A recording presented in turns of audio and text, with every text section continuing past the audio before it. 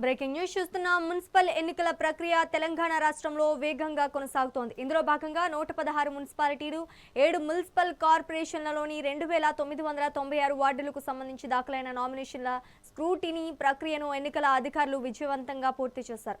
ఈ పరిశీలనలో మొత్తం 19608 మంది అభ్యర్థులు ఎన్నికల బరిలో నిలిచారు. ఈ నెల 11న జరగనున్న పోలింగ్ కు సంబంధించి అభ్యర్థుల తుది జాబితా ఖరారు కానుంది.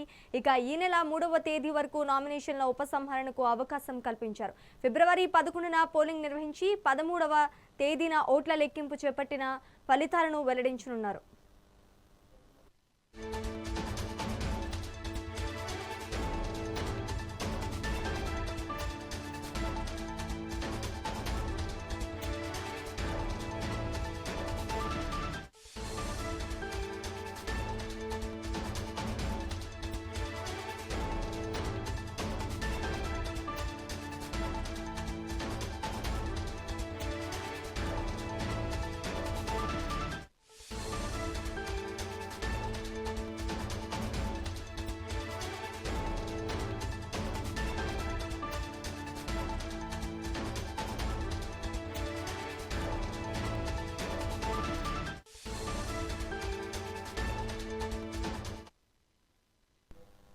మున్సిపల్ ఎన్నికల ప్రక్రియ తెలంగాణ రాష్ట్రంలో వేగంగా కొనసాగుతోంది. ఇందులో భాగంగా 116 మున్సిపాలిటీలు, 7 మున్సిపల్ కార్పొరేషన్లలోని 2996 వార్డులకు సంబంధించి దాఖలైన నామినేషన్ల స్క్రూటినీ ప్రక్రియను ఎన్నికల అధికారులు విజయవంతంగా పూర్తి చేశారు.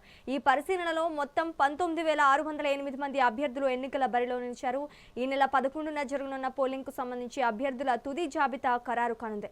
ఇక ఈ నెల 3వ తేదీ వరకు నామినేషన్ల ఉపసంహరణకు అవకాశం కల్పించారు. ఫిబ్రవరి 11న పోలింగ్ నిర్వహించి 13వ తేదీన ఓట్ల లెక్కింపు చేపట్టిన ఫలితాలను వెల్లడించనున్నారు. ఇక ఇదే అంశానికి సంబంధించి మరింత సమాచారం మా ప్రతినిధి వెంకటరెడ్డి అందిస్తారు. వెంకటరెడ్డి, చెప్పండి. Good afternoon Sreeja. మున్సిపల్ ఎన్నికల అవుతుందని చెప్పొచ్చు.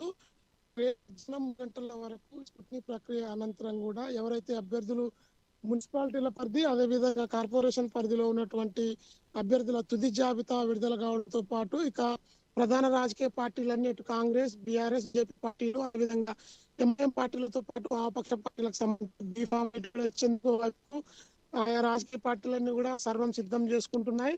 ఇక ఇప్పటికి ప్రధానంగా 116 మున్సిపాలిటీలతో పాటు ఇక 7 మున్సిపల్ కార్పొరేషన్లలో కూడా ఇటు ప్రధాన రాజకీయ పార్టీ అయినటువంటి అధికార కాంగ్రెస్ పార్టీతో పాటు బీఆర్ఎస్ పార్టీ మధ్య అయితే దాదాపుగా పోటీ ఉందని చెప్పొచ్చు. ఇక బీజేపీ కొన్ని చోట్ల మాత్రం ముందడుగు వేస్తూ కొన్ని చోట్లతో పాటు మున్సిపల్ చైర్మన్లను కూడా దక్కించుకునే దిశగా పావులైతే కదుపుతోంది.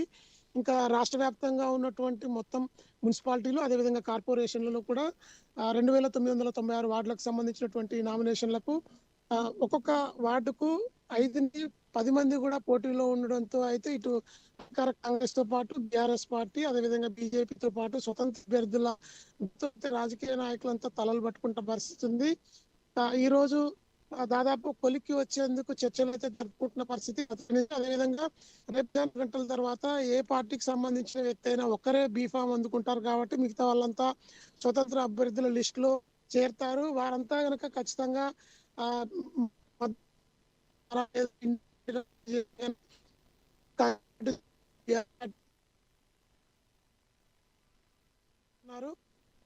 దీనికి సంబంధించి మొత్తం 19608 నామినేషన్లు దాఖలైన వాటిలో ఇప్పటి వరకు అయితే 78 నామినేషన్లు స్క్రూటినీలో తిరస్కరణకు గురైన పరిస్థితి ఉంది. ఇక మరికొంతమంది రేపు మధ్యాహ్నం 3 గంటల లోపల నామినేషన్ విత్డ్రా ఆయా పార్టీలకు సంబంధించినటువంటి బీఫామ్లు ఇచ్చే దశలో అయితే పార్టీలన్నీ కూడా తలమునని చెప్పచ్చు.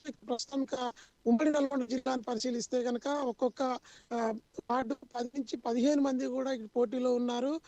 తీవ్ర ఉత్కంఠ మధ్య 3-4 పోటీలు ఇంటర్నల్ గా ఉన్నటువంటి అంతర్గత కుమ్ములాటలతో అయితే ఇక రాజకీయం రసవత్తరంగా నల్గొండ జిల్లాలో అయితే మారిందని చెప్పొచ్చు. ఉమ్మడి నల్గొండ జిల్లాలో ఉన్నటువంటి 19 మున్సిపాలిటీల పరిధిలో నకరికల్ ఇప్పుడు ఇంకా పాలకవర్గం గడువు మే వరకు ఉండడంతో 18 మున్సిపాలిటీలలో ఎన్నికలు జరుగుతున్నాయి.